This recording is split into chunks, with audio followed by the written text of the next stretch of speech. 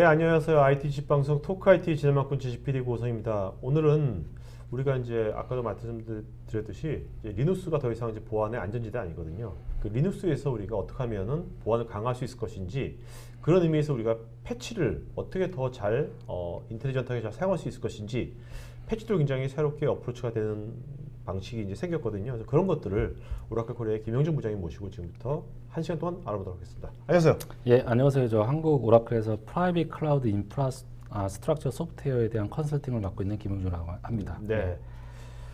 자, 여기 뭐 아주 뭐 천리길도 한 걸음부터. 네. 네. 요 오른쪽 하단에 보면 요 문장이 예. 굉장히 놀라운 문장인데요. 2014년도에 발생한 취약성 침입의 99.9%는 그 이전, 그 2013년도에 이전에 릴리스된 패치를 막을 수 있었다. 예. 이야. 그래서 오늘 이제 말씀드리고자 하는 부분이 바로 그 패치나 이런 것들이 기존에 나와 있음에도 이런 네. 것들은 이제 미련에 이제 막지 못하고 왜 이러한 문제들이 발생을 하고 있으며 그리고 이런 것들을 어떻게 저희가 조치를 취해서 이런 것들을 해결할 수 있는지를 이제 오늘 이 시간에 이제 말씀을 드릴 겁니다. 네. 자, 우리가 이제 리눅스도 사실 리눅스는 굉장히 좀 보안이 안 뚫린다. 예. 윈도우가 다르다. 뭐 이런 예. 말 많이 했잖아요. 예. 근데 우리 뭐 작년인가 올해인가 벌써 헷갈린다. 나야나 호스팅. 예. 여기도 뭐 사우스 코리아 호스팅 컴퍼니 이게 나야나죠. 예, 네네. 맞습니다. 예. 이제 이런 것도 랜섬웨어만 감염되고. 예. 네. 리눅스 더 이상 안전한 지대는 아닌 것 같아요. 그렇죠. 저희가 이제 최근 들어서 보안에 대한 이슈들이 상당히 이제 심각하게 대두가 되고 있는데요. 네. 저희가 뭐 요 하나의 슬라이드를 가지고 저희가 보안에 대해서 모든 것들을 얘기를 할 수는 없지만 저희가 보안에 대해서 얘기를 할 때는 각각의 포지션별로 네. 뭐 서로가 이제 최선을 다하는 걸 볼 수가 있거든요. 뭐 인프라 관리자 입장에서는 플랫폼의 안전을 위해서 보안 강화라든가 그렇죠. 아니면 보안 레포팅이라든가 침투 테스트 같은 데 만전을 또 기하고 있죠. 그리고 이제 보안 운용자 입장에서 보면 이제 침입 탐지라든가 침입 방지, 방화벽 이거 많이 들어봤던 이제 네네. 인프라에서 쓰고 있던 그런 것인데 이러한 운영에 있어서 이제 만전을 기하고 있을 건데요. 그렇다고 하더라도 뭐 이런 것들이 잘 구비가 돼 있다라고 하더라도 저희가 안전하다라고 얘기를 할 수가 네. 없겠죠. 저희가 그 최근 조사에 의하면 2017년도 상반기만 보더라도 거의 100여 개가 넘는 보안 사고가 발생을 했다라고 합니다. 네. 그 중에서 지금 여기 나와 있는 장표에 나와 있는 리눅스 것들이 쪽으로 지금 100개가 리눅스 쪽에서. 리눅스를 포함한 뭐 여러 가지들이 같이 네네. 될 수는 있겠지만 그 중에 네네. 이제 리눅스도 한 부분을 네네. 차지하고 있고 네. 대표적인 게 이제 여기 나와 있는 이러한 대표적인 사례인데요. 워나크라이 같은 경우는 뭐 SMB, 뭐 파일 공유로 많이 사용하고 있는 그러한 이제 프로토콜인데요. 그런 취약점을 이용해서 이제 공격한 사례도 있고요. 그리고 펜야라고 하는 그 랜섬웨어 같은 경우는 이제 어떤 MBR 마스터 부트 로더에 대한 암호화를 실행해서 네. 서버를 강제로 리부팅 하게 되면은 MBR이 암호화되어 있기 때문에 얘가 제대로 부팅돼서 올라오지 못하겠죠. 네네. 예, 이런 것들은 이제 복구화를 해주기 위해서는 어떤 비용을 지불해라라고 하는 이제 요구를 할 수가 있고요. 그리고 좀 전에 말씀하신 것처럼 저희가 가장 관심을 많이 갖고 봤던 부분이 바로 한국에서 네. 이런 이제 사례가 발생을 했는데 한국에서도 뭐 150여 대가 넘는 리눅스 서버에 네. 있는 뭐 고객 사례로 보면 이제 3,400개의 이제 고객 문서들을 암호화해 놓고 해커들이 이런 것들을 복구하기 위해서는 어떤 비트코인 네. 거의 뭐 10억 원에 달하는 그렇죠. 비트코인 비용을 내지 않으면 해지해 주지 않겠다. 그래서 지불했죠 라고. 결국. 네. 결국은 뭐 지불해서 복구화 키를 받아서 하나하나씩 복구화해서 다시 이제 원복시킨 걸로 알고 있습니다. 네. 결국 이런 것이 이제 리눅스 서버가 예. 예전과 다르게 리눅스가 이제 굉장히 많이 퍼지고 있지 않습니까? 예, 맞습니다. 기업에서 굉장히 많이 쓰고 있으니까 예, 이제는 해커들 입장에서 리눅스 쪽을 공격하는 것이 돈이 되니까 예. 그래서 리눅스 쪽도 이렇게 많이 이런 사건이 발생되는 것 같아요. 점점. 그렇죠. 기존에는 이제 랜섬웨어나 이런 것들이 윈도우즈 플랫폼이나 그런 데 그렇죠. 많이 포커스를 댔다라고 하면은 뭐 그에 비해서 리눅스 사용률이랑 그런 것들이 떨어졌지만 ROI가 안 나오는 거죠. 그렇죠. 요즘에는 이제 클라우드로 가면서 맞아요. 모든 네. 벤더들이 이제 전부 다 리눅스를 사용하기 시작했고요. 그렇죠. 그리고 또 공교롭게도 이러한 프로토콜이 어떤 플랫폼 간에 서로 공유하는 것들이 같이 쓰여지는 것들이 많이 있기 때문에 네. 한쪽의 보안 홀이 발생하면은 플랫폼을 넘어서 다른 플랫폼에까지 음. 영향을 미칠 수 있는 그런 시대까지 왔죠. 네. 예. 자, 요 장표는 여기 뭡니까? 세계 지도가 있는데. 예, 요게 이제 구글에서 가지고 있는 라이브 스레트 맵이라고 하는 건데요. 아, 네. 요 맵을 보게 되면은 각각의 플랫폼, 뭐 음. 리눅스 플랫폼,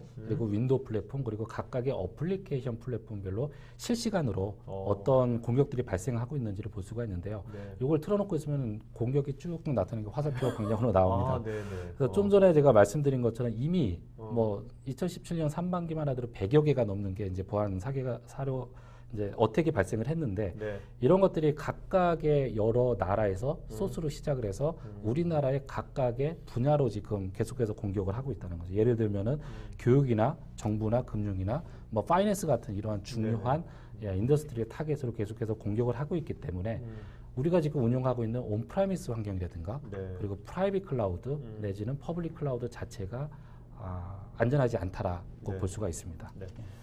자, 이런 것을 위해서 우리가 뭐 여러 가지 이제 뭐 방안들이 있는데, 그죠? 예. 네. 그래서 뭐 요즘의 인프라 같은 경우는 뭐 그 소프트웨어 디파인드 형태로 아키텍처가 많이 고도화가 되어 있습니다. 뭐 네트워크나 스토리지 그리고 컴퓨터 노드 자체가 소프트웨어 디파인으로 되어 있기 때문에 모두 다 뭐 하드웨어적으로 컨트롤하는 게 아니라 소프트웨어적으로 네, 만들고 그렇죠. 생성하고 뭐 디스토리 시킬 수 있는 그런 환경으로 되어 있는데요. 그렇기 때문에 예전에 저희가 보안을 생각할 때 그냥 서버 하나만 잘 관리하면 되겠지라고 하는 데서 생각을 좀 바꿔서 이제는 클라우드에 대한 인프라를 좀 더 어떻게 하면 안정적으로 관리를 할 수 있을지에 대해서 고민을 해봐야 될 때라고 생각을 합니다. 네. 자, 여기 숫자가 나와 있는데 95.5%, 81%. 이 숫자가 의미하는 게 어떤 건가요? 뭐 좀 전에 앞에서 보여드린 것처럼 저희가 심층 방어, 네. 소프트웨어 디파인과 같은 이러한 방어를 저희가 제대로 한다 하더라도 최종적으로 저희가 패치를 빼놓고서는 이러한 문제를 해결할 수가 없거든요. 네.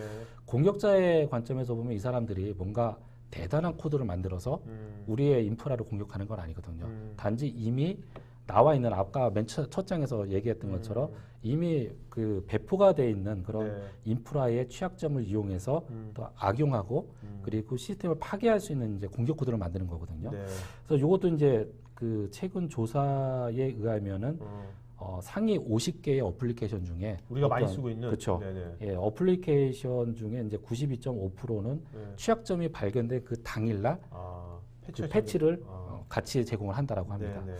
그리고 그거 말고도 이제 알려진 모든 취약점의 81%는 이미 이것들을 해결할 수 있는 문제가 해결할 수 있는 솔루션들이 다 나와 있다는 거죠. 저도 이렇게 어떤 그 취약점에 대한 그것을 우리가 방어할 수 있는 패치가 예. 있음에도 불구하고 예. 현실에서는 그거를 잘 우리가 그 패치를 잘 안 한다 그럴까 못 한다 그럴까 그렇죠. 그 이유가 뭡니까? 그게 이제 그 예전의 어프로치를 많이 사용하고 있기 때문에 그런 건데요. 이게 패치를 보게 되면은 크게 두 가지 영역으로 볼 수가 있습니다. 네네. 첫 번째는 이제 유저 스페이스 영역과 그리고 네. 커널 스페이스 영역이 있는데 커널 스페이스는 아무래도 커널이 어떤 시스템 콜에 의해서 어떤 잡을 받아서 이제 하드웨어를 관리하면서 진행하는 부분이 있고요. 네. 유저 스페이스라고 하면은 뭐 프로그래머들이라든가 아니면은 저희가 어플리케이션을 사용하는 입장에서 어떤 라이브러리를 가져다 쓸 수 있는 부분이 있는데 유저 스페이스 같은 경우는 좀 간단하게 패치를 온라인 중에 할 수 있고 데모를 간단하게 리스타트 시킬 수도 있거든요. 근데 네. 커널 스페이스 같은 경우는 이러한 시스템들을 리부팅을 해야지만 예, 그런 것들이 적용이 되기 때문에 좀 심각하게 빨리 적용을 못하는 그러니까 그런 복잡한 사례들이 거죠 있습니다. 프로세스가. 예. 그러니까 여기 그림에 나오는 것처럼 각 어떤 이해관계자들이 회사에 그쵸. 있는 서로 입장이 다 다른 그쵸. 거겠네요. 뭐 시큐리티 오퍼레이션 팀에서는 어떤 크리티컬한 보안 이슈가 나왔으니 이걸 바로 적용하세요라고 네네. 하지만 네. 변경 관리자 입장에서는 규정을 따르세요. 네. 이거 마음대로 이렇게 하시면 안 됩니다라는 얘기를 할 거고요. 그리고 어플리케이션 소유자 입장에서는 프로젝트가 한참 진행해요. 그리고 내일 모레까지 오픈을 해야 되는데 지금 당장 다운타임을 달라고 하면 네네. 뭐 이 프로젝트 오케이. 입장에서는 못 하겠다라는 얘기를 할 거고요. 그러다 보니까 인프라 관리자 입장에서는 dilema에 빠질 수밖에 없겠죠. 네. 변경 관리를 따르면서 어떤 프로젝트에 임팩을 주지 않으면서 패치할 수 있는 방법은 뭐가 있을까라고 네네. 하는 이제 생각을 할 수가 있는데 여기에 대한 이제 답을 오라클이 오늘 네. 설명을 좀 드리도록 하겠습니다. 그러니까 뭔가 이렇게 기존 우리가 지금 가동되고 있는 시스템이 예. 무중단되면서 예. 보안의 규정을 준수하면서 예. 이제 그러면서 이제 우리가 패치가 되는 예. 그런 방안이 필요한 거겠네요. 그렇죠. 네. 예. 그래서 보면 여기 보면 다양한 뭐 새로운 기술들을 나온 건데 예. 여기 보면 아주 조그맣게 패치라고 돼 있잖아요. 예. 그러니까 패치도 이제 뭔가 새로운 어프로치가 패치에 새로운 어프로치가 나온 거죠. 그렇죠. 변화가 필요한 시점이고요. 네네. 뭐 API 로드 밸런서라든가 음. 컨테이너 더커, 뭐 쿠버네티스 이런 것들은 많이 잘 받아들이고 네네. 이제 그 프로젝트에 적용을 하려고 하는데 패치도 이미 이러한 신기술로 이미 나와 있거든요. 네네. 근데 단지 고객분들이 아직까지 모르시기 때문에 이런 것들을 적용 못하고 네. 있다라고 보고 있습니다. 자, 그러면 기존의 패치를 기존 방식대로 패치를 한다면 도대체 얼마나 어떤 그 시스템의 어떤 뭐 무중단적인 요소를 거기다가 영향을 미치면서 예. 또 이제 보안 규정 완성하기 힘든지 그 예. 이유 좀 자세히 좀 말씀해 주시죠. 예, 기존에 이제 작업을 하기 위해서는 음. 어떤 패치가 릴리즈가 됐을 때 이 시스템을 리부팅을 하기 위해서는 어떤 스케줄링이 필요하겠죠. 네네. 그래서 예를 들어서 한 명의 시스템 어드민이 100개의 시스템을 뭐 요즘에 그렇게도 많이 하고 맞아요. 있죠. 네. 그래서 100개 정도를 관리하고 있다라고 하면 이 100개의 시스템이 전부 다 각기 다른 패키지로 이루어져 있겠죠. OS도 설치가 된 게 틀릴 거고요. 네. 그리고 중요한 거는 그 위에 돌아가고 있는 어플리케이션이 다 틀리다는 거죠. 네네. 그래서 하나의 잡을 보게 되면 이 어플리케이션 하나를 스케줄링을 하기 위해서는 어떤 어드민과 같이 협의를 통해서 네. 이 패치를 하기 위해서 우리가 다운타임을 잡아야 됩니다. 그러면 이 다운타임을 잡기 위해서는 지금 당장 안 되니 일주일 후에 합시다. 네. 아니면 한 달 후에 합시다. 그런 얘기가 됐겠죠. 그러니까 스케줄링 자체가 엄청난 큰 일이네요. 스케줄 그쵸. 잡는 것 자체가. 예. 뭐 이로 인해서 발생되는 리소스라든가 음. 비용들은 어떻게 뭐 짐작해서 말할 수 없을 만큼 네네. 상당히 크다라고 얘기를 할 수가 있겠죠. 예. 그다음에 어떤 그런 좀 과정 같은 것도 이제 복잡해지는 거고요. 그죠? 예. 네네. 자, 근데 이런 것들을 지금 그 오라클에서는 오라클 예. 리눅스에서는 좀 어떤 방식으로 이것을 이제 완전히 거의 신기술처럼 예. 네, 새로운 어프로치로 이제 하고 있는지. 네. 뭐 저희가 지금 신기술이라고 얘기를 하고 있지만 네. 이미 이 케이스플라이스라고 하는 기술은 네. 2008년도에 아이고 거의 한 9년 전에 예, 나온 9년 거네요. 전에 이제 나왔던 거고요. 제가 아마 웹캐스트도 한 5년 전, 6년 전에 네네. 한번 한 걸로 알고 있습니다. 그래서 MIT를 졸업한 6명의 졸업생들이 네. 2008년도에 이제 상당히 심플한 아이디어를 시작을 했거든요. 커널도 어차피 부팅이 되고 나면 전부 다 메인 메모리로 다 탑재가 되게 돼 있죠. 네네. 이 메인 메모리에 탑재가 된 이 커널은 뭐 시스템 입장에서 봤을 땐 소프트웨어죠. 네네. 이 소프트웨어가 포인터를 가지고 있는 소프트웨어이기 때문에 어떻게든 컨트롤을 할 수 있겠다라고 하는 아이디어로 시작을 했고요. 실제적으로 저희가 이 케이스 플라이스가 돌아가는 걸 간단하게 말씀을 드리면은 메모리에 커널이 올라간다라고 말씀을 드렸는데 이렇게 올라간 상태에서 요 메인 메모리의 커널 자체에 어떤 문제가 있는 부분들이 분명히 있습니다. 네네.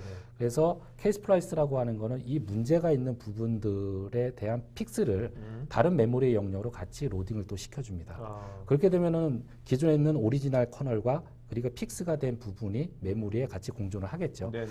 이 상태에서 어떤 어플리케이션들이 시스템 콜을 통해서 커널의 액세스를 하려고 하겠죠. 네. 이때 이제 점프 테이블을 이제 OS가 갖고 있는데 이 점프 테이블에 대한 변화를 통해서 문제가 있는 펑션으로 가는 게 아니라 새로 패치가 적용된 새로운 코드로 접근을 하기 때문에 문제가 해결된 펑션을 액세스할 수가 있겠죠. 네. 이러한 개념으로 이제 케이스 플라이스가 시작을 했고요.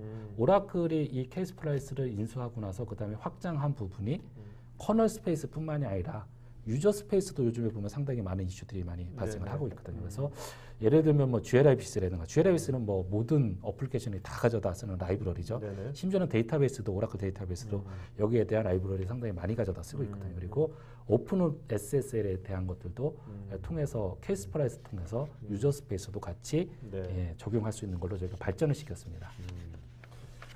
그러니까 결국 이제 어떻게 보면 그 MIT 그 학생들이 예. 졸업생들이 아주 어떻게 보면 굉장히 발상의 전환한 거네요, 그죠? 예. 이걸 하드디스크에서 모든 걸 할 게 아니라 그렇죠. 메모리에서 뭔가 하겠다는 그다음에 예. 해시 테이블처럼 그걸 뭔가 그 매핑을 해버리고요, 그죠? 예, 맞습니다. 그런 어떻게 보면 지금 생각 우리가 들을 때 굉장히 간단한 아이디어지만 그 당시에는 쉽지 않았을 것 같기도 하고요. 네. 이게 거의 2008년도라고 하면은 그때 당시에는 쉽지 않은 생각이었지만 네. 요게 이제 시작이 되고 나서부터 다른 벤더에서도 비슷한 컨셉의 뭐 라이브 패치를 하기 위해서 지금 열심히 개발을 하고 있죠. 아, 그럼 아직도 개발하고 있는 겁니까? 네, 개발하고 있는 단계고요. 오라클 같은 경우는 케이스플라이스를 인수하고 나서 오라클의 현재 퍼블릭 클라우드라든가 네. 아니면은 오라클이 이제 강점으로 가지고 있는 엔지니어드 시스템 있죠. 이미 이러한 엔지니어드 시스템에서도 이러한 기술을 네네. 이미 사용을 하고 있습니다.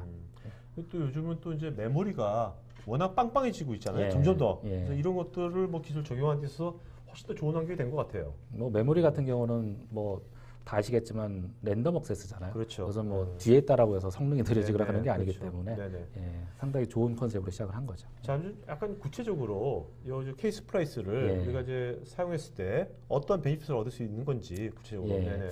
저희가 간단하게 이제 세 가지로 요약을 했는데요. 네. 100% 컴플라이언스 준하는 시스템을 저희가 케이스 프라이스를 통해서 유지할 수 있다라는 첫 번째 측면이 있고요. 네. 두 번째 측면은 이제 보안에 대해서 CVE가 많이 지금 해서 지면상에도 나오고 있는데 네. 이런 것들을 온디맨드 형태로 패치를 할 수 있다. 그리고 지원 서포트를 밴드에서 받음에 있어서 이렇게 이제 케이스 프라이스 사용하면서 좀 더 효율적으로 네. 예, 사용할 수 있다. 세 가지 이제 컨셉에서 제가 예, 말씀을 드릴 수가 있을 것 같은데요. 네네. 첫 번째로 이제 어떻게 하면 이제 100% 컴플라이언스 준수하는 시스템을 만들 수 있느냐라고 이제 질문을 할 수가 있는데요. 네. 오라클의 케이스 플라이스는 아까 말씀드린 것처럼 메모리 영역에 패치를 한다라고 말씀드렸습니다. 네네. 시스템을 100% 컴플라이언스로 준하기 위해서는 어떤 것들은 디스크 레벨의 패치도 예, 필요할 거고요. 네. 디스크 레벨 패치로 적용이 안 되는 것들은 당연히 예, 메모리 패치를 해야 되겠죠. 네. 그래서 두 가지 예전에 트레디셔널한 방법의 패치와 디스크에 대한 패치와 그리고 신기술인 케이스 프라이스를 사용한다라고 하면은 이 모든 것들이 전부 다 컴플라이언스 준하는 상태로 만들어서 업투데이트 된 상태로 시스템을 계속해서 유지할 수 있다라고 하는 이제 컨셉에서 저희가 100% 컴플라이언스 네. 준하는 시스템을 만들 수 있다라고 얘기를 하고 있는 거고요. 그리고 CV라고 하는 거는 자, 근데 저희가 CVE가요. 예. CV를 모르는 분도 계실 것 같거든요. 예. CVE가 어떤 건지 일단은. 네. 일단 CVE라고 하는 거는 모든 플랫폼에 있어서 이미 보안의 어떤 취약점이 노출된 것들을 네. 어떤 기관에서 데이터베이스처럼? 정의를 해놨습니다. 그래서 2010년도에 나왔다라고 하면 2016 다시 몇몇몇 네네. 번호가 거기에 매겨지게 돼 있고요. 그 밑에 보면 자세하게 디스크립션이 달려 있습니다. 아까 보안 취약점에 대한 어떤 그 어떻게 보면 우리 도서관에서 목록 만들듯이 예, 맞습니다. 그 목록화 시킨 거네요. 예, 예. 그래서 보통은 보면은 그 보안팀에서 이런 것들을 노티스를 주죠. 네네. 지금 지면상에 보니까 CV 몇 번이 아. 심각하다라고 하더라. 네네. 그러니까 우리 시스템에서도 이 CV에 해당하는 어떤 이슈가 있는지를 빨리 확인을 한 다음에 네네. 뭐 조치가 필요하다고 하면 빨리 조치하세요. 음. 라고 이제 얘기가 내려올 수가 있는데요. 네. 이게 CV가 뭐 단순하게 디스크 레벨의 패치로 해결이 될 거라고 하면 문제가 안 되지만 대부분의 CV는 커널 레벨에서 많이 존재를 하고 네. 리부팅이 필요하거든요. 네네. 그래서 케이스 스플라이스를 사용한다라고 하면은 온라인으로 이러한 CV를 온디맨드 형태로 패치를 네. 할 수가 있습니다. 네. 예. 자, 오늘 뭐 이런 것에 대해서 좀 구체적인 이따가 데모 같은 게 있겠죠? 예, 데모를 네. 예, 보여드릴 데모를 겁니다. 보여주면 예. 여러분 더 구체적으로 또 아마 감이 오실 겁니다. 네. 그리고 뭐 이렇게 케이스 플라이스라고 하는 것 자체가 단순하게 운영자 입장에서 이렇게 보안 패치를 하는 것도 중요하지만 서포트를 받는 입장에서도 이런 기술을 가져다 쓸 수가 있거든요. 네네. 그래서 보통 시스템을 사용하다 보면 갑자기 성능이 느려진다든가 메모리가 부족해지는가 I/O의 이슈가 발생하는 경우가 상당히 많이 있습니다. 그렇죠. 근데 이런 경우 이제 서비스 티켓을 열게 되면은 네. 디버깅이 필요합니다. 네네. 예, 그리고 상위 레벨의 업스트림에서 봤더니 비슷한 사례에 이런 코드로 픽스가 됐으니까 이제 핫픽스를 내려주는 경우가 있죠. 네네네. 이걸 가지고 테스트해봐서 적용이 된다라고 하면 이제 그다음에 파이널 패치를 딜리버리가 되는 경우가 있는데 이러한 모든 절차들이 어떠한 조건에서는 리부팅이 필요한 경우가 상당히 많이 있거든요. 네네. 그래서 케이스 플라이스 같은 경우는 디버그 모드로 전환이라든가 그리고 핫픽스를 적용한다든가 아니면 그게 제대로 됐다라고 하면 파이널 픽스를 적용하는 데 있어서도 예, 온라인 중에 이런 모든 서포트를 예, 받을 수 있다라고 하는 예, 장점을 가지고 있죠. 네. 예. 자, 요것은 이제 그 기존에 예. 우리가 그냥 하드디스크에서 예. 그 그냥 패치했을 때 이제 뭐야 어떤 여러 가지 그 복잡한 프로세스하고 거기 소요되는 많은 리소스를 표현한 것 그쵸. 같은데. 예. 네. 이게 스케줄링을 잡아서 어떤 시스템을 하나 패치하기 위해서는 상당히 많은 네. 리소스들이 이제 필요한데요. 리눅스 어드민뿐만이 아니라 뭐 데이터베이스가 됐던 미들웨어 관리자들, 그렇죠. 네. 뭐 어플리케이션이 제일 중요하겠죠. 그러니까 줄줄이 사탕으로 다 그렇죠. 엮이는 다 거죠. 엮일 OS 수밖에 없죠. 애플리케이션까지 다. 네, 어쩔 수 그래서 없이. 다운타임을 잡기 위해서 서비스도 내려줘야 될 거고, 그리고 패치가 다 되고 나서는 어플리케이션이 제대로 돌아가는지를 이제 봐줘야 되기 때문에 뭐 불필요한 리소스들이 너무 많이 투입이 된다는 거죠. 그래서 이런 것들을 이제 케이스 플라이스를 쓰면서 해결할 수 있다라고 하는 얘기고요. 그리고 요거는 이제 보통 저희가 CV나 패치를 적용하기 위해서는 대부분의 회사들이 지금 새로운 기술을 적용하지 않았다라고 하면 트레디셔널한 방식으로 패치를 디스크 레벨에 패치를 하고 있고 이러한 그 메모리에 이런 것들을 적용하기 위해서는 분기별로 대부분 리프팅을 잡아서 하는 걸로 알고 있습니다. 그래서 뭐 147, 뭐 10월달 이렇게 하겠다라고 했을 때 그러면 10월달에 대한 패치를 내가 어젯밤에 밤새 작업을 해서 했다라고 뭐 생각을 한다라고 하면은 그럼 오늘 아침은 안전하냐? 이게 안전하냐 이거죠. 그렇죠. 예, 그 사이에 나온 또 패치들이 많이 있기 때문에 절대 이러한 픽스가 나오는 주기는 여러분들이 계획하고 있는 어떤 다운타임 주기를 따라가지 않기 때문에 이런 것들을 해결하기 위한 어떤 솔루션이 필요하다는 거죠. 그러니까 이게 현실적으로 이거를 분기별이 아니라 예. 뭐 주간별로 예. 월별 하기가 또 쉽지 않은 거죠. 그렇죠. 그렇죠. 아까 한 어드민이 뭐 시스템이죠. 100개 시스템 또 시스템을 운영하고 또 애플리케이션도 되게 많은 거니까. 그렇죠. 이런 것들을 예. 적용하기 위해서는 이제 어드민 같은 경우는 밤샘 작업을 너무 많이 해야 되고 예, 그런 불편함들이 예, 많이 발생을 합니다. 네. 자, 그것을 우리가 이제 케이스 프라이스에 이제 그 메모리를 이용한 예. 걸 한다면 그 패치를 그런 어프로치를 한다면 굉장히 심플해지겠죠. 예. 어떻게 또 아까 말씀드린 것처럼 케이스 플라이스라고 하는 건 온라인 패치. 네네. 그러니까 어떤 어플리케이션의 중단 없이 그 시스템의 어떤 터치도 없이 예, 패치를 할 수 있다는 컨셉이기 때문에 네. 뭐 데이터베이스, 오라클 데이터베이스가 돌고 있던 그 위에 서드파티 어플리케이션이 돌고 있던 리눅스 운영자 입장에서는 운영 중인 상태에서 패치를 제공할 수 있다는 거죠. 네네.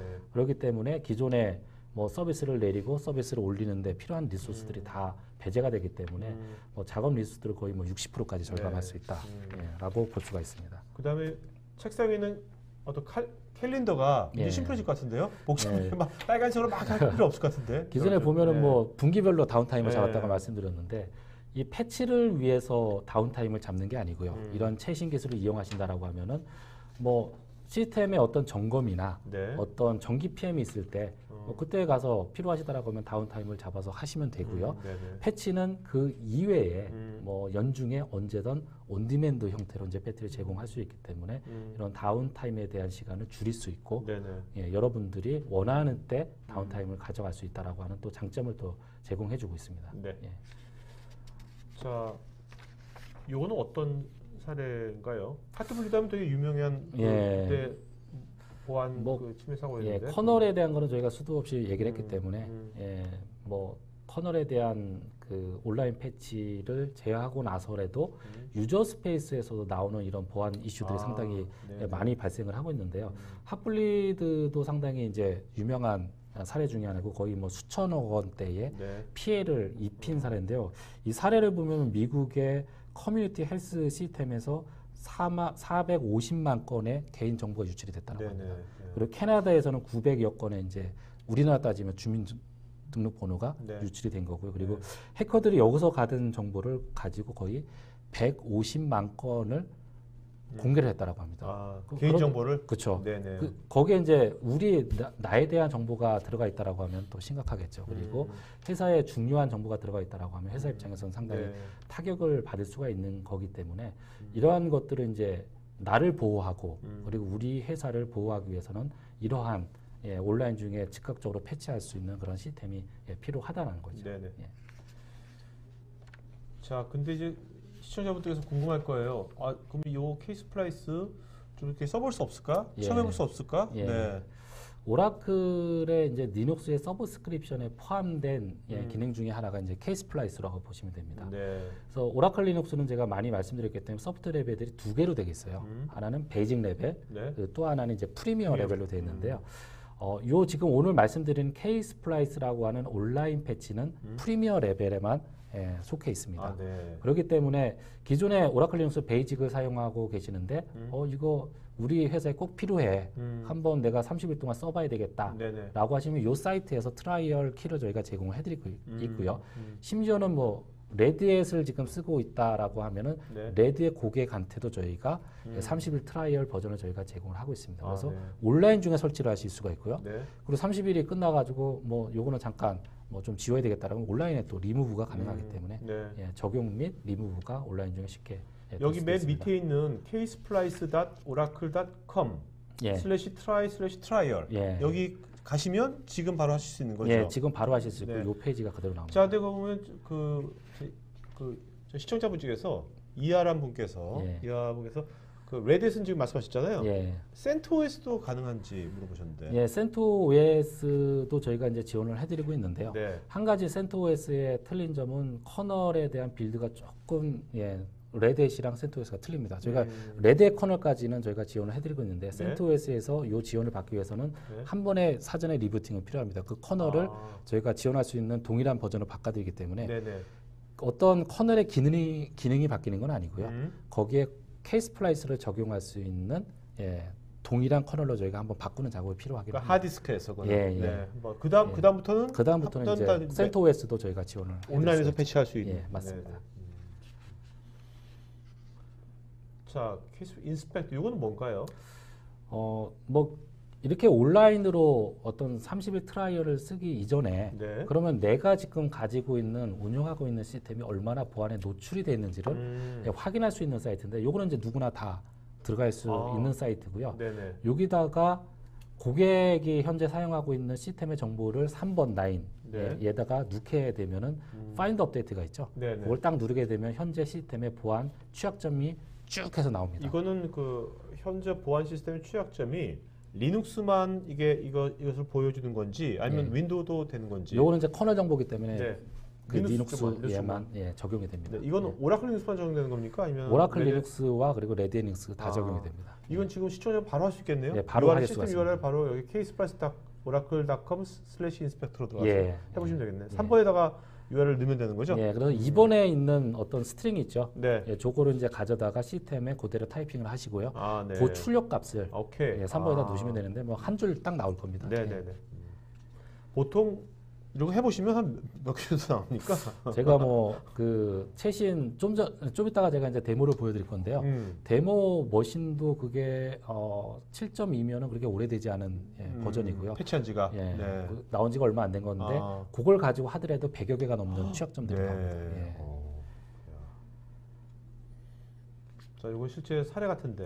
예, 요거는 이제 케이스프라이스 사례. IDC랑 저희 인터뷰를 해서 나온 사례인데요. 네. 미국의 이제 보안 인슈어런스 컴퍼니 중에 프로그레시브라고 하는 인슈어런스 컴퍼니가 있고요.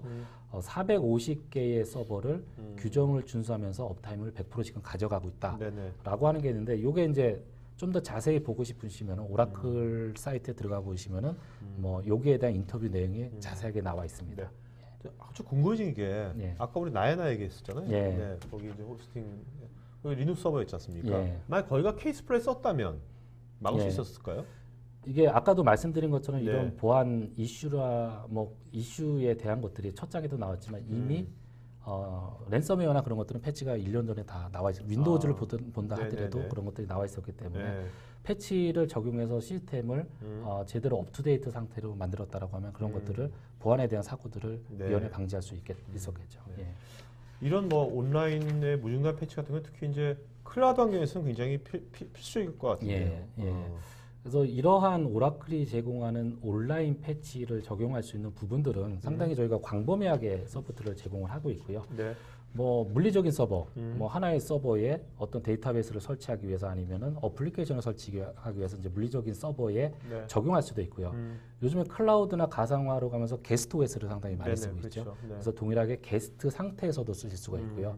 심지어는 저희가 하이퍼바이저 요즘에 또 많이 쓰고 있잖아요. 그래서 오라클 VM이라고 하는 하이퍼바이저 플랫폼을 저희가 가상화 플랫폼을 제공을 하고 있습니다. 네네. 그래서 이 가상화 플랫폼에도 케이스 플라이스를 적용하실 수가 있습니다. 그래서 가상화 환경에서는 이 하이퍼바이저 레벨도 네. 케이스 플라이스 적용이 되고 그리고 게스트 레벨까지도 케이스 플라이스 적용을 받을 수가 있습니다. 그리고 뭐 클라우드는 당연히 퍼블릭 클라우드, 프라이빗 클라우드, 하이브리드 클라우드 다 적용이 네. 되고요. 요즘에 또 많이 오픈스택이나 컨테이너에 대한 리드가 상당히 많이 나고 그렇죠. 있죠. 그래서 오픈스택 그리고 컨테이너에서도 요 동일한 기술을 가져다가 아주 안전한 네. 클라우드 환경을 만드실 수가 있습니다. 이제 물리적인도 되는 거지 않습니까? 예, 그러면 여기 서준희님께서 질문하신 게 오라클 리눅스 사용하면 클라우드 환경이 아니어도 예. 케이스프레스 사용할 수 있는 건지. 그렇죠. 그 저희가 제공해드리는 게 네. 온프라미스, 그러니까 서버 단독 서버를 우리 회사에 설치하고 네. 오라클 리눅스를 설치했다라고 하면은 음. 지금 말씀드린 모든 기능들을 다 가져다 쓸 수 오케이. 있는 거죠. 네. 예. 자, 여기 이런 것들 어쨌든 www.oracle.com/linux에 들어가면 예. 이런 관련된 정보들 다 얻을 수 있는 거죠? 예. 네네. 자세한 정보들이 많이 올라가 있습니다. 오케이. 예. 자, 이제 한번 데모 영상 한번 보도록 하겠습니다. 한 9분 정도 될 것 같은데요. 예. 네, 한번 보도록 할까요? 예. 제가 그 데모를 준비를 하면서 이제 버추얼 박스라고 하는 게스트 OS를 만들어서 여기에 오라클 리눅스 7.2를 설치를 했고요. 네네. 여기에 이제 UEK라고 하는 이제 언브레이커블 커널 3.8이라고 하는 커널을 오라클 가지고 이제 리눅스에. 오라클 리눅스를 하고 있고요. 네. 뭐 오라클 리눅스는 잘 아시겠지만 레드햇과 100% 호환성을 제공하는 리눅스입니다. 그래서 지금 루트 유저로 들어가서 IP를 제가 확인을 하고요. 좀 더 좀 쉽게 하기 위해서 이제 SSH로 제가 접근을 하겠습니다. 네. 해당 타겟 시스템의 루트 유저로 접근을 하고 있고요. 이 타겟 시스템은 현재 그 인터넷에 접속이 돼 있지 않습니다. 네네. 그냥 로컬로 만들어진 오케이. 서버라고 네. 보시면 되고요. 그래서 아까 제가 말씀드렸던 이제 인스펙터 사이트가 있다라고 말씀드렸는데 이 인스펙터 사이트에 들어가서 2번 아까 말씀드렸죠. 그래서 요거를 네네. 긁어다가 오케이. 타겟 시스템에 집어넣게 되면은 뭐 인터넷이 안 된다라 해도 이것만 집어넣게 되면 커널 빌드 정보가 나오죠. 네네. 그래서 요 커널 빌드 정보를 그대로 카피에다가 아까 인스펙터 네. 사이트에다가 그대로 집어넣게 되면은 이 현재 시스템이 갖고 있는 보안 취약점들 오른쪽에 쫙 저게 나온 거네. 거기 취약점이. 보면은 빨간색으로 CV CV들 아까 쭉 해서 나오죠. 이게 한 100여 개가 넘는 걸로 네. 확인이 됐고요. 어. 그래서 그 중에 오늘 제가 보여드릴 거는 그 카피온 라이트에 의한 보안 홀을 저희가 보여드릴 거거든요. 2016년도에 나온 예. 취약점이네요. 2016이니까. 예, 그래서 저거를 바로 누르게 되면 이 사이트로 넘어갑니다. 그러니까 CV 이 사이트 가면 이렇게 DB처럼 이렇게 다 목록화되어 있구나. 디스크립션이 이렇게 어. 나와 있고요. 요 문제는 커널 2점대부터 4점대에 달하는 커널에 모두 다 네. 적용이 되고요. 어. 그리고 이런 것들은 이제 그 카피온 라이트의 어떤 보안 취약점을 이용해서 일반 유저가 루트 권한을 획득할 수 있는 그런 취약점이고요. 네. 제가 일명 더티 카우라고 얘기를 하죠. 네. 그래서 요 사이트를 또 클릭해서 들어가 보면은 이거를 해킹할 수 있는 코드들이 이미 다 인터넷에 오픈이 되어 있습니다.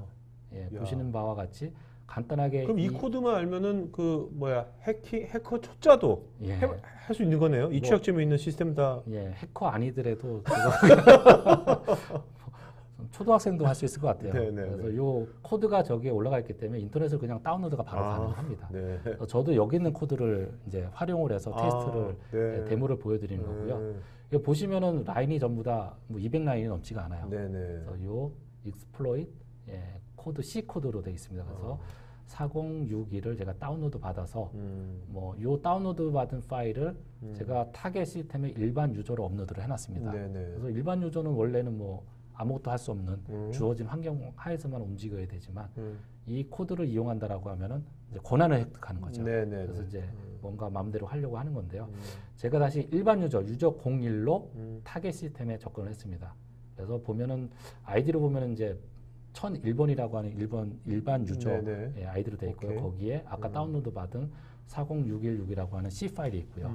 이 C 파일을 열어보면은 또 몇 줄 안 되게 자세하게 어떻게 컴파일하는지도 다 나와 있어요. 네. 그래서 GCC 일반적으로 그 리눅스에 갖고 있는 GCC를 가지고 컴파일을 하게 되면은 이렇게 카우 루트라고 하는 이제 실행 파일이 만들어집니다. 네. 근데 일반 유저로 다른 사람의 홈 디렉토리를 가려고 하면 당연히 접근이 거부되겠죠. 그렇겠죠. 네. 그리고 루트에다가 뭔가 내가 악의적으로 뭔가 만들려고 해도 안 될 거죠. 네. 그런데 지금 현재는 그 카우 루트라고 하는 파일을 통해서 제가 루트 권한을 지금 획득했습니다. 네. 하나 쉐를 실행했는데 몇 초도 안 돼서 지금 뚫린 거죠. 네. 그래서 아이디를 보게 되면은 아이디가 루트 0번으로 나오죠. 루트 0번. 그래서 아까 접근하지 못했던 오라클 홈에 한번 들어가 볼게요. 오라클 홈에 들어갔던 very important 파일이 있네요. 네. 열어보면은 어. 고객 정보가 어. 이렇게 있다라고 하면 네, 이제 네. 유출이 되는 이런 식으로 유출이 되는 거죠. 예. 야.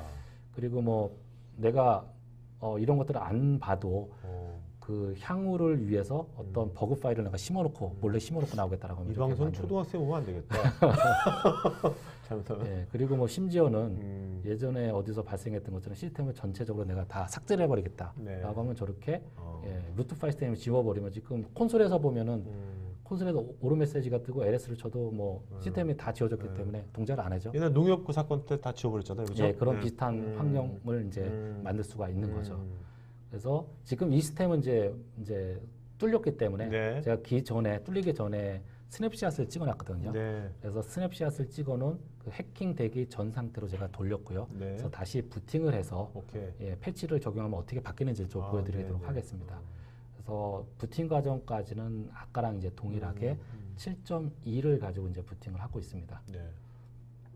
그래서 뭐 지금 제가 테스트 환경에서 이제 버추얼 박스를 쓰고 있는데 이것도 제가 이전에 한번 웹캐스트에서 많이 그 소개를 드렸던 그런 데스크탑용 가상화 머신입니다. 그래서 지금 부팅이 됐기 때문에 다시 루트로 제가 로그인을 했고요. 네.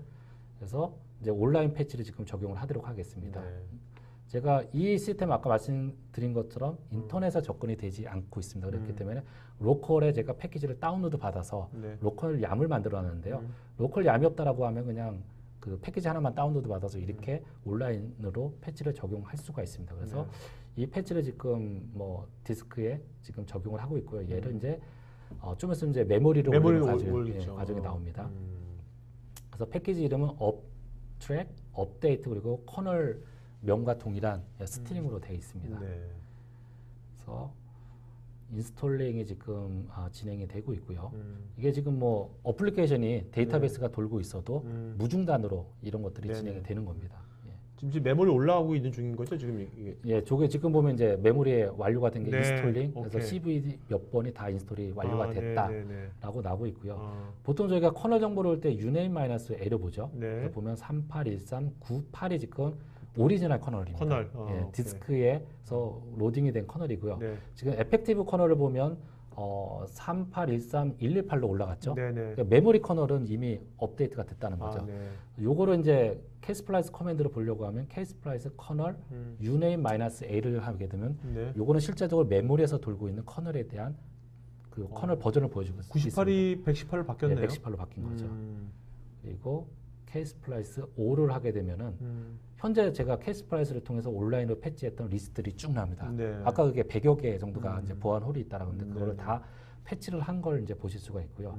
아까 CV 하나를 제가 지칭을 했었죠. 요거를 네. 이제 패치를 하겠다라고 했는데 진짜 패치가 되는지 한번 볼까요? 2016-5195라고 하는 패치가 네. 더티 카우였죠. 네, 네, 그래서 그렇죠. 이게 이제 패치가 됐다는 걸 확인을 했죠. 음. 그럼 이 상태에서 아까 동일한 테스트를 한번 해봤을 때 네. 어떻게 되는지를 한번 보도록 하겠습니다. 그래서 일반 유저로 다시 이제 컨버팅을 해커 했고요. 입장에서 해보는 거죠. 아까 동일하게 네네. 컴파일 할 수 있는 오케이. C를 가져왔고 지금 동일하게 실행 파일을 제가 일반 유저로 실행을 한번 해보겠습니다. 네네. 아까 같은 경우 여기서 루트 프롬프트가 그냥 떨어졌어요. 이게 지금 일단 안 떨어지고 스타트 다 예. 차단당하고 있는 차단이 된 거죠. 그래서 이게 뭐 계속 켜놔도 이게 넘어가지가 않습니다. 그래서 다시 한번 또 해보면은 뭐 두 번째도 될 수도 있잖아요. 그래서 다시 한번 시작을 했습니다. 그래서 두 번째 뭐 계속해도 이거는 네, 보안 취약점이 해결이 됐기 때문에 이렇게 해결이 된 걸 확인할 수가 있습니다. 네. 그리고 이런 것들을 또 이제 온라인 중에 뭐 리무브하고 그런 것들도 이제 많이 필요로 하시기 때문에 네. 요번에는 이제 그렇다라고 하면 어떻게 할 수 있는지를 이제 좀 보여드리도록 하겠습니다. 네. 지금 이제 루트 유저로 이제 다시 들어가서 네. 커널에 대한 기존의 온라인으로 패치했던 거를 전부 다 리무브 시켜 보겠습니다. 네, 오케이. 그래서 리무브 5를 하게 되면 기존에 있던 것들을 다 리무브 할 거냐라고 네. 하면은 예스를 하게 되면 이것도 이제 온라인 중으로 어플리케이션에 임팩이 없게 네. 패치들을 전부 다 네. 리무브 할 수가 있습니다. 이제 리무브 하고 있는 거네요, 지금요? 예.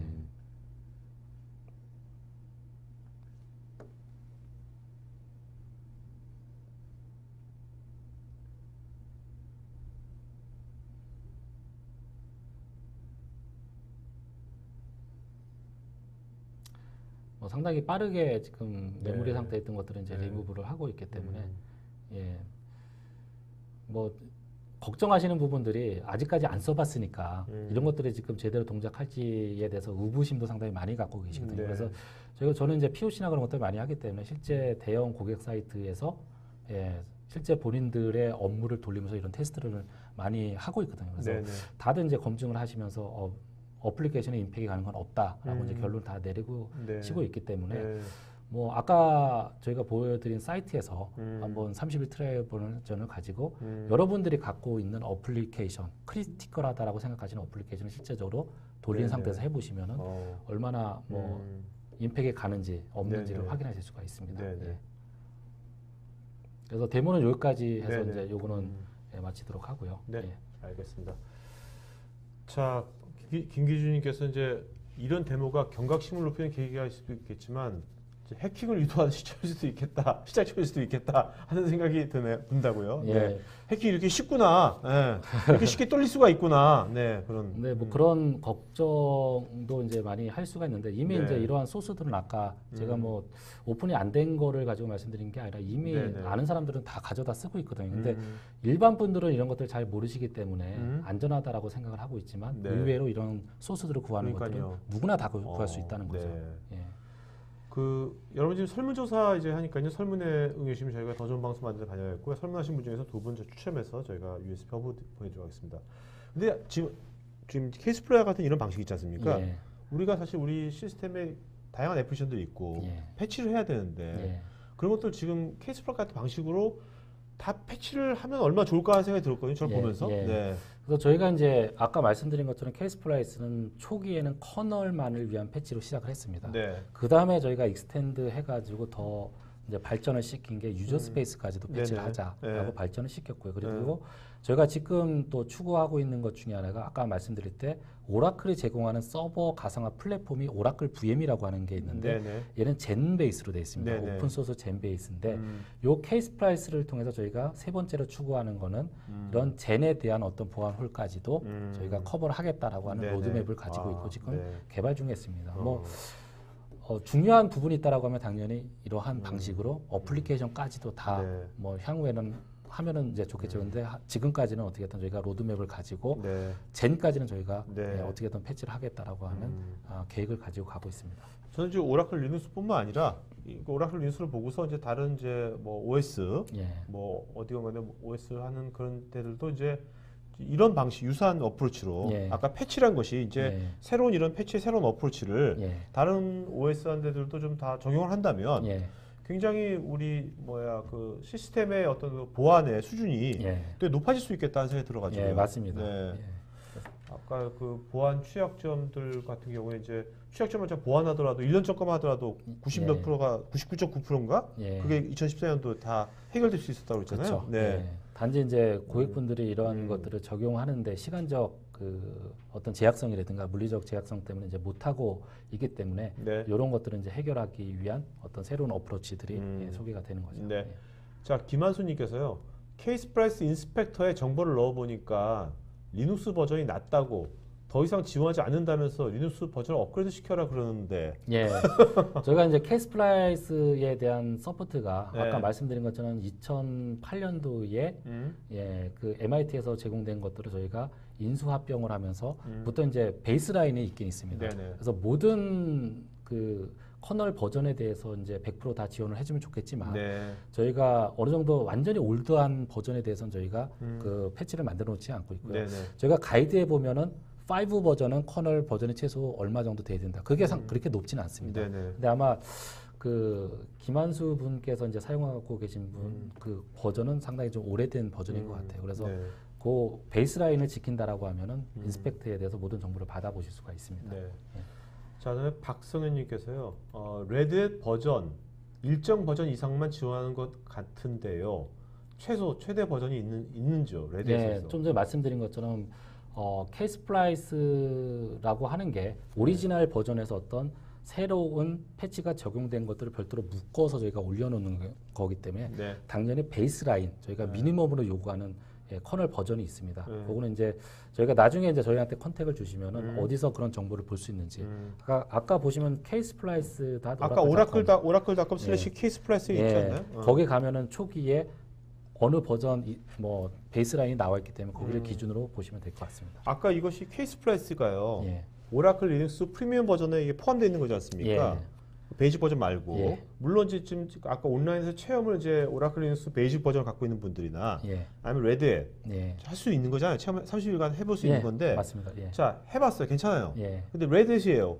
예. 리눅스는 예. 그럼 이분은 그 다음에 이거 케이스플라이스 사가지고 레드햇 쓸 수 있는 건가요? 아니면은 그 레드햇을 바꿔야 되는 거예요? 오라클 리눅스로 쓰려면 뭐 그 부분에 대해서는 네. 예, 이게 뭐 어떻게든 커널에 대한 메인터넌스를 케이스플라이스를 한다라고 하면은 케이스플라이스에 대한 서포트는 당연히 레드햇에서는 지원이 안 되는 부분이기 때문에 뭐 여기에 대해서 전반적인 커널과 모든 시스템에 대해서 오라클로부터 그 서포트를 받고 싶다라고 하면은 네. 서브스크립션을 오라클로 이제 뭐 전환하든가 어떤 시스템에 대한 어떤 전환 과정 OS를 네. 필요하겠죠. 네. 예, 그런 것들은 뭐 스위칭 방법이라든가 그런 것들은 또 저희가 또 별도로 또 네네. 테마를 다루고 있거든요. 그래서 네네. 그러한 사례가 있으시다라고 하면 저희한테 컨택을 주시면 어떠한 네네. 방법, 어떤 한 절차로 이제 할 수 있는지에 대한 가이드를 또 드리도록 하겠습니다. 근데 뭐 말 나온 김에 네. 아까 그 오라클 리눅스가요. 예, 레드햇이랑 완전 바이너리 호환성을 예, 제공하고 있습니다. 제공하는 예, 거지 않습니까?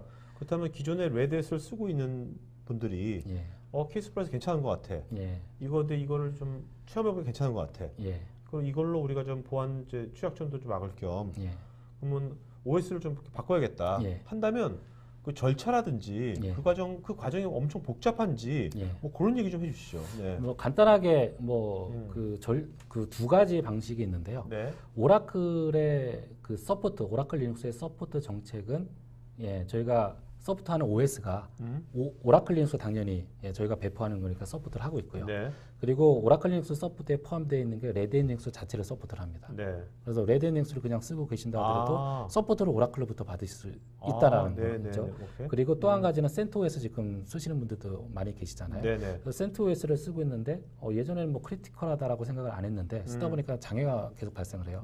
이거 좀 벤더 소프트로 받고 싶다라고 하면 요 세 가지 OS에 대해서는 오라클 리눅스의 서브스크립션을 통해서 어떤 변환 과정 없이도 오라클부터 네. 서포트를 받으실 수가 네, 있습니다. 네, 네, 네. 뭐 그 방식이 하나가 있고요. 나머지는 뭐 또 뭐 시스템에 대해서 이런 것들을 전반적으로 오라클 리눅스로 패키지를 그 리베이스 하고 싶다라고 하시면 그런 리베이스를 하는 방법에 대해서는 좀 더 디테일한 그런 네네. 것들이 워크숍이 좀 필요하거든요. 알겠습니다.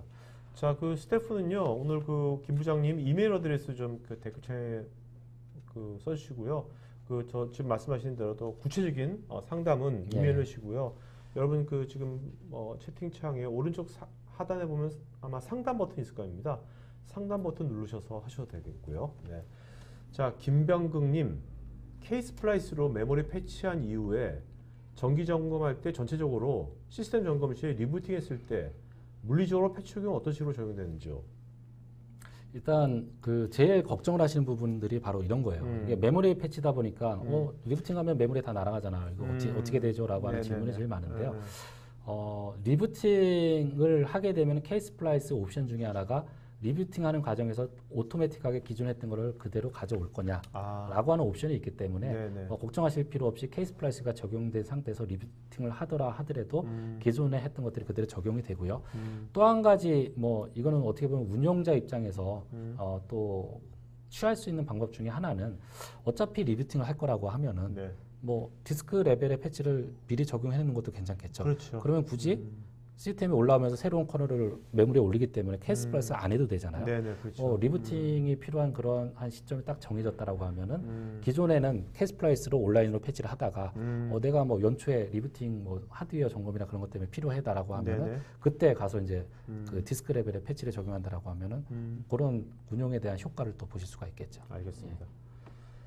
자, 서준이님, 보안 패치를 위한 분석을 위해 시간과 노력이 많이 드는데요. 오라클 클라우드를 사용한다면 기본적으로 패치 등 어드민 역할을 오라클에서 해준다는 것인지 아니면 정보와 툴을 제공해 준다는 것인지. 예, 요거는 이제 뭐 그 클라우드에 대한 어떤 IaaS 레벨의 클라우드냐 아니면은 뭐 파스 레벨이냐 네. 뭐 사스 레벨이냐에 따라서 틀릴 것 같은데요. 뭐 IaaS 레벨 같은 경우는 패치에 대해서 고객들이 이제 오너십을 가지고 있는 거죠. 그래서 네. 그런 인프라에 대해서 고객들이 직접 패치도 케이스 프라이스를 적용하거나 그런 것들 이제 적용하실 수가 있는데 그 상위 레벨로 가면 어차피 밑에 레이어는 가려진 거잖아요. 네네. 그런 이제 매니지드 형태로 오라클이 OS에 대한 패치나 그런 것들 이제 책임지고 예, 플랫폼을 이제 제공해주는 예, 거라고 볼 수가 있어요. 어떻게 됐든 고객분들이 그 클라우드에 사시는 그 레이어에 따라서 네. 이제 어떤 책임에 대한 매니지먼트에 대한 권한의 소지가 바뀔 수가 있다는 거죠. 예.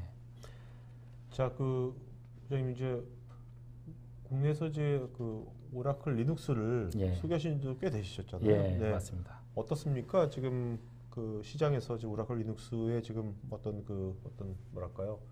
실제 고객들의 어떤 사용 현황이라든지 어떤 예. 그런 것들은 좀 어떠신지. 저희가 뭐 그 고객분들을 만나 보면은 그 오라클이 리눅스를 한다라고 하는 것 때문에 처음엔 거부감이 상당히 많았었어요. 네네네. 그래서 오라클에서 왔습니다. 오라클 리눅스 소개를 드리겠습니다라고 하면은 오라클이 또 데이터베이스로 상당히 또 네. 강한 회사이기 때문에 어떤 분들은 거부감도 네, 있으신 네, 분들도 있고 네, 어떤 분들은 또 이제 반갑게 맞아주시는 분들도 있는데 요즘에는 뭐 오라클 리눅스가 대형 사이트에서 이미 다 활용을 하고 있기 때문에 네.